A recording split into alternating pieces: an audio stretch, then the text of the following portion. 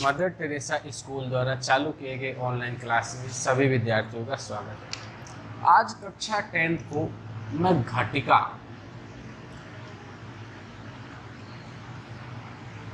यानी घड़ियों के बारे में सिखाऊंगा। ठीक है, घटिका यानी घड़ियों के बारे में आज हम मुख्य रूप से 3 चीजों पे फोकस करेंगे जो कि अधिकतर हमारे पेपर में इसी प्रकार से पूछे जाते हैं। 3 बातों को, नंबर 1, नंबर 2 और नंबर 3, 3 बातों को ध्यान रखें। यदि मिनट की सुई 15 पे हो तो, मिनट की सुई 30 पे हो तो, और मिनट की सुई 45 पे हो तो, ठीक है, 15 पे हो, 30 पे हो, 45 पे, 15 पे, 35 पे और 45 पे कहते क्या है? 15 को कहते हैं शपाद। क्या कहते हैं? सपाद। 15 क्या कहते हैं?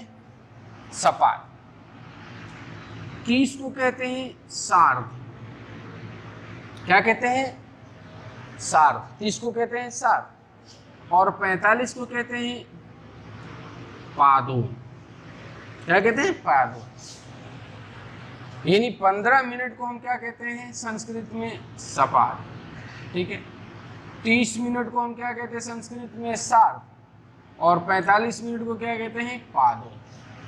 ये शब्द आपको याद होने चाहिए, सपाद, सार्ध और पादो। उसके बाद हम घड़ी में समय देखते हैं। अब जैसे घड़ी का चित्र बना हुआ रहेगा, आपके सामने सेंटेंस लिखा हुआ रहेगा, ठीक है, वाक्य भी लिखे हुए रहेंगे।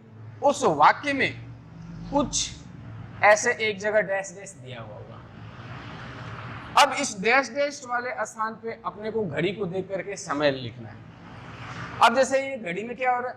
9 बज रहा है, पूरा 9 बज रहा है, तो इसमें सीधा लिख देंगे 9 को 9 कहते हैं और बजने को क्या कहते हैं? वादने। तो 9 वादने। ये तो सिंपल है। अब यहां देखिए, मान लो यहां पे आपको ऐसे डैश डैश करके दे दिया हो और 2:15 हो रहा है, तो 15 मिनट को क्या कहते हैं? ध्यान से देखिए, सपाद। क्या कहते हैं? सपाद।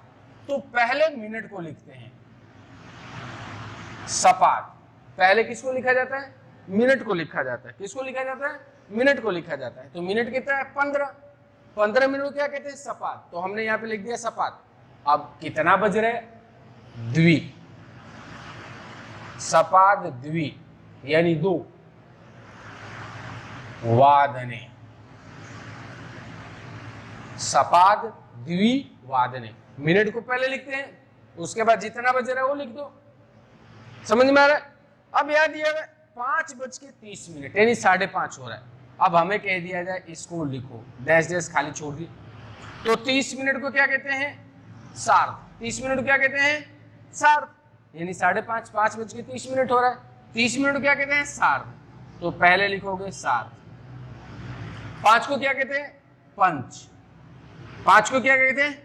पंच। पहले मिनट को लिख दिया। 30 को सार्ध कहते हैं, 5 को पंच कहते हैं। ठीक है, अब वादने। क्या हो गया? वादने यानी सार्ध पंच वादने। क्या हो गया? सार्ध पंच वादने। तो इसी प्रकार से घड़ी बना करके आपको दिया रहेगा। जैसे एक और, ये घड़ी 12, 3, 6, 9, 1, 2, 3, 4, 5, 6, 7, 8, 9, 10, 11। अब मान लो इसमें 4 बज के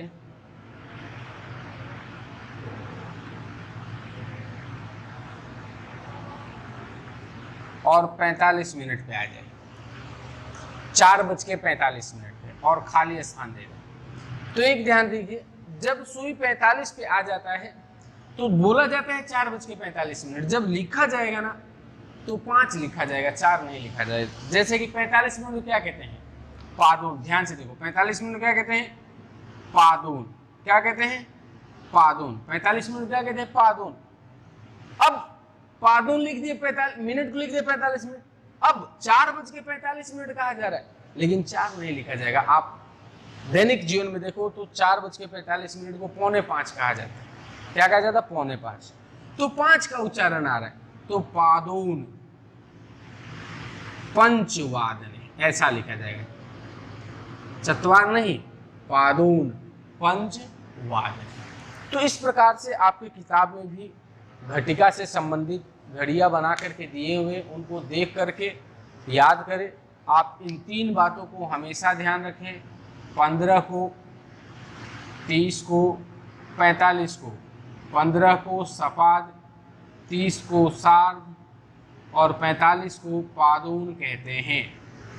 ये 3 बातें आपके दिमाग में एकदम से फिट होने चाहिए। यदि 3 बातें आपके दिमाग में सटीक बैठे हुए हैं तो आप घड़ियां आपके सामने बनी हुई रहेगी। पेपर में आते हैं 3 वाक्य, 3 घड़ियां बनी हुई रहती है। उन घड़ियों को देख करके वाक्य में केवल डैश डैश करके एक स्थान छोड़ा हुआ रहता है। उस स्थान पे घड़ी में जो लिखा समय बज रहा है वो हमें संस्कृत में लिखना होता है। इसी का हमें 3 अंक प्राप्त होते हैं।